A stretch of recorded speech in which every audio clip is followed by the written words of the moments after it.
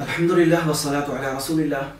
नमाज में समी अल्लाहु लिमन हमीदा कहने का सुन्नत तरीक़ा इमाम के लिए ये है कि वो रुकू से जब सर उठाना शुरू करें उसी वक्त समी अल्लाहु लिमन हमीदा कहना शुरू कर दें।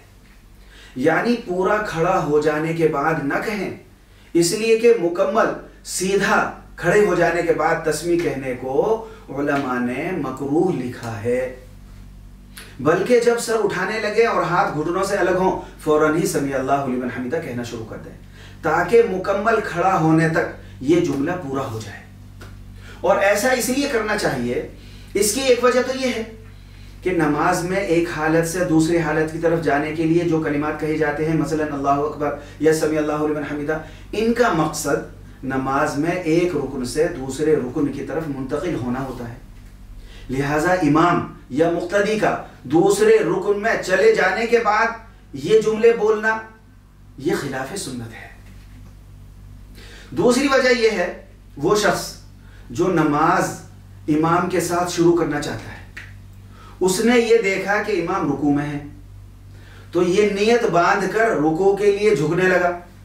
उसी वक्त इमाम खड़े हो गए, लेकिन इमाम ने समी अल्लाहु लिमन हमीदा कहने में देर की, तो मुक्तदी समझेगा कि मुझे रुकू मिल गया, हालांकि रुकू नहीं मिला, इमाम उठ चुके थे।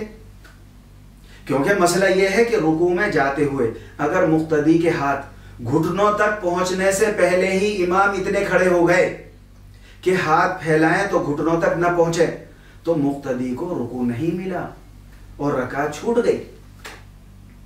क्योंकि रकात मिलने या न मिलने का एतबार इमाम के समी अल्लाहु लिमन हमीदा कहने पर नहीं है, बल्कि इमाम के साथ रुकू में शरीक होने पर है।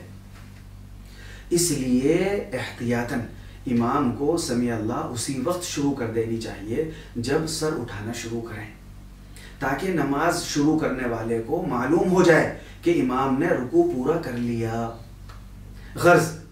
गर्ज ये कि इस बारे में इमाम की हालत का एतबार है, ना कि उसकी आवाज़ का। अलबत्ता मसला ये भी है कि अगर मुक्तदी को बिल्कुल मालूम ही ना हो पाए कि उसकी तकबीर कहते वक्त इमाम किस हालत में है, उसके रुकू में जाते वक्त इमाम किस हालत में है, तो ऐसे मौके पर इमाम की आवाज़ का ही एतबार होगा, हालत का एतबार नहीं होगा। अल्लाह ताला हमें सही मसला समझने की और सही नमाज पढ़ने की तौफीक अता फरमाए।